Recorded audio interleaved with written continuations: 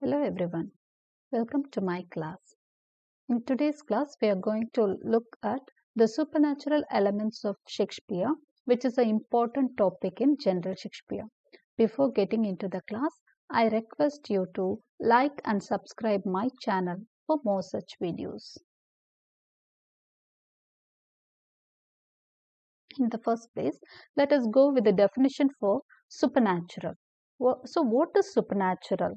Supernatural refers to a phenomena or entity that are beyond the laws of nature. So, whatever that is not natural becomes supernatural. The things that is not in the usual course of nature becomes a supernatural element. So, that is the definition for supernatural.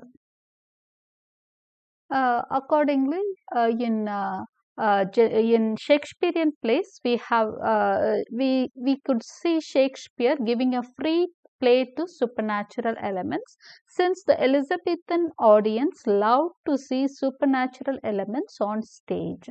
In many of the plays, we can see supernatural elements, and supernatural elements could be divided into two major types.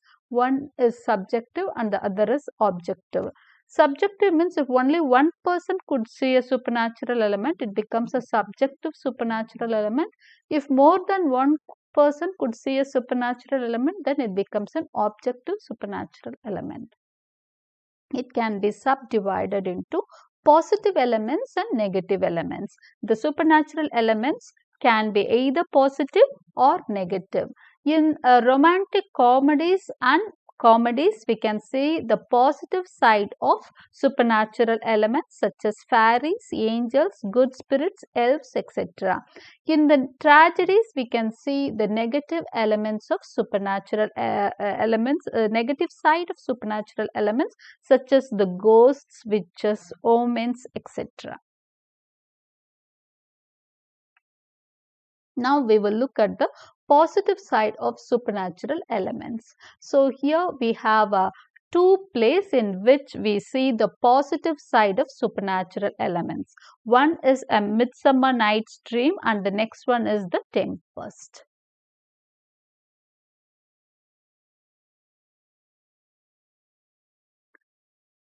Now we will have a detailed explanation of the play of supernatural elements in A Midsummer Night's Dream. A Midsummer Night's Dream is a romantic comedy of Shakespeare.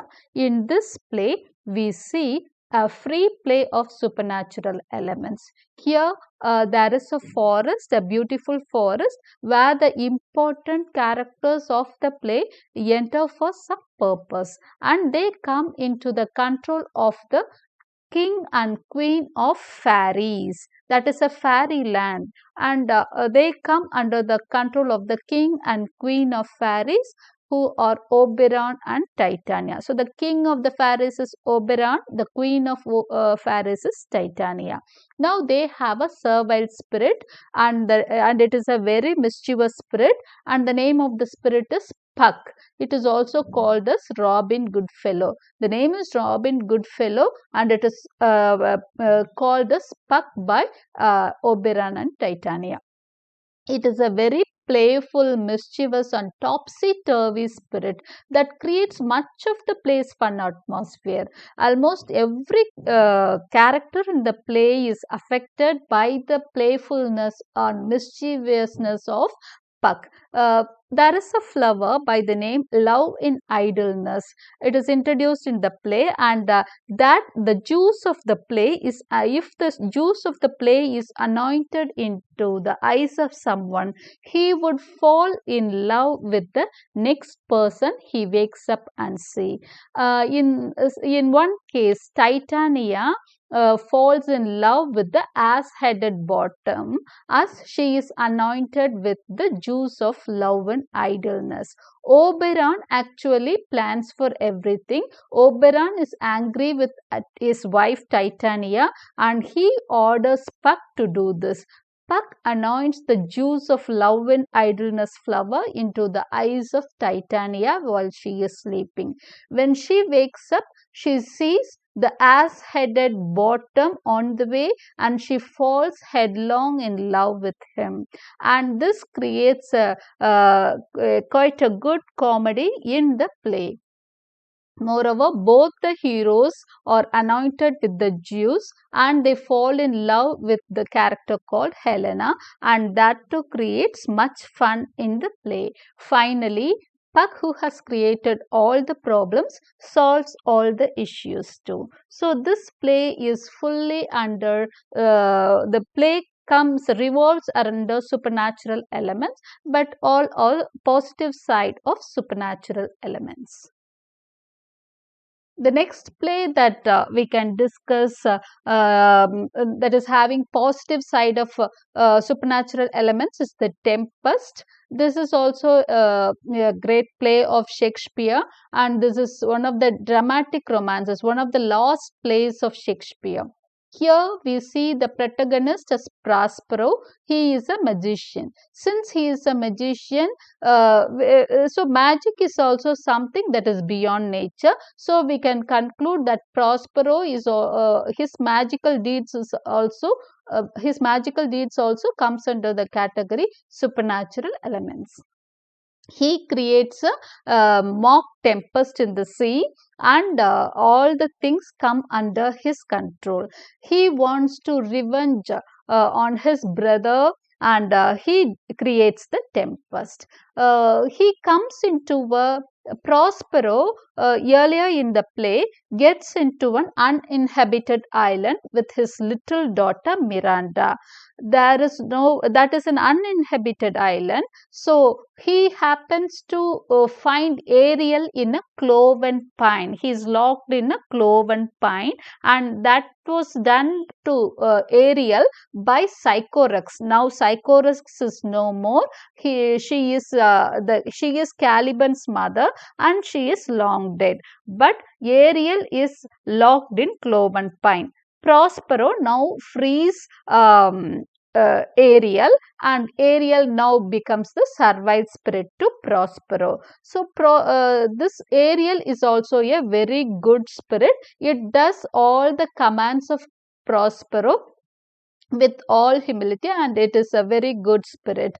And at the same time, Ariel longs for freedom. It loves to be free, and it asks for letting him free to Prospero many a times, and at last, towards the end of the play, Prospero gives his freedom. So the whole play is under the control of Prospero and Ariel, and both are they have the play under the control, or they have the characters under the control using supernatural elements. So this play is also, in this play also we see a free play of supernatural elements.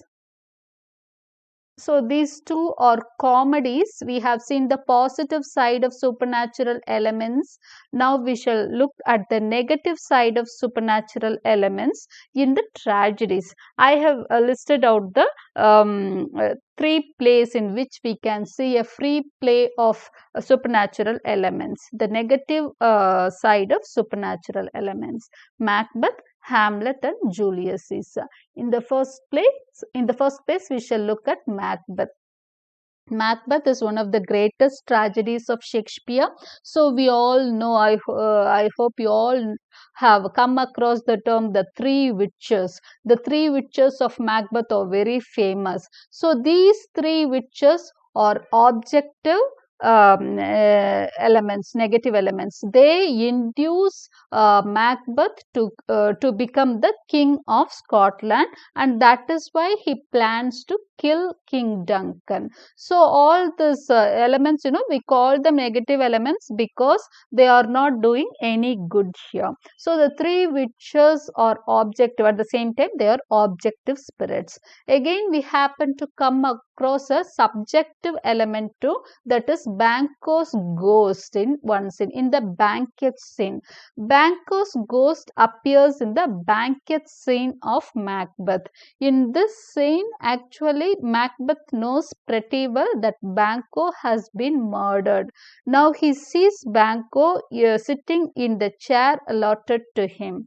Now he cries hysterically. but no one else in the feast sees Banquo. So here Banquo's ghost is subjective, since Macbeth alone sees the ghost of Banquo. So again we happen to see the three apparitions. We have the three apparitions scene or the Hecate scene.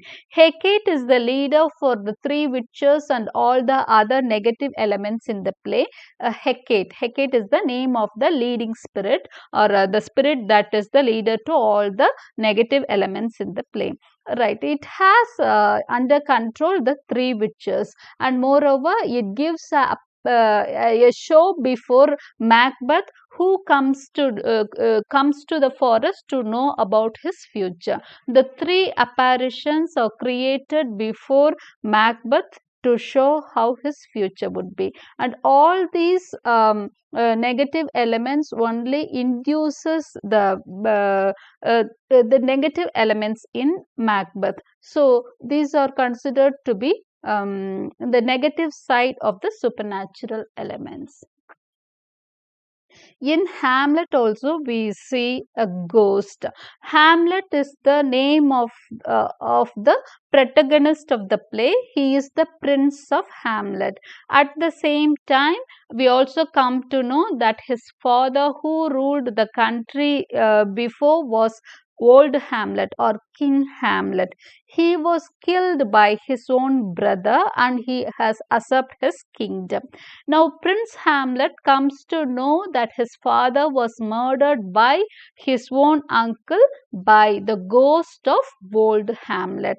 The old Hamlet appears before Prince Hamlet and says that his brother had killed him, and it wants his son to take revenge on the murderer, and it induces for the murder.